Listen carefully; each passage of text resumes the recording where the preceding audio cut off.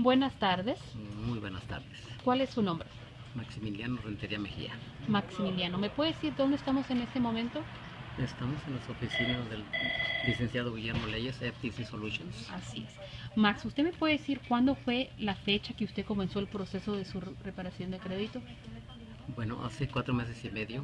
Hace 4 meses, que fue como en abril, mayo, ¿correcto? Correcto, sí. Y usted vino el día de hoy, estamos a septiembre. ¿Y qué pasó el día de hoy? El día de hoy me dieron la buena noticia de que mi crédito está completamente limpio. Tengo un score de 785 puntos. ¿Lo puede mostrar, por favor? Claro que sí, lo puedo mostrar. Esta es la copia oficial de su reporte de crédito, directamente de las 3 compañías, que está 785, que reporta su crédito en excelente, ¿correcto? Correcto. ¿Usted está contento con los resultados? Estoy muy contento y recomiendo a todas las personas que puedan escuchar este testimonio de que es verdadero, y que los recomiendo a que atiendan a esta oficina. ¿Usted cree que duró menos el tiempo que usted comenzó el proceso de crédito? ¿Cuánto le dijeron que iba a durar el proceso?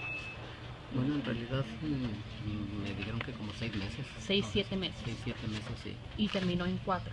4 y medio. 4 meses. ¿Le cumplimos lo que le prometemos el día que usted vino y firmó el contrato? Todo al pie de la letra, sí. Ok. ¿Un mensaje que le quiere dar a las personas que nos están escuchando, por favor, Max?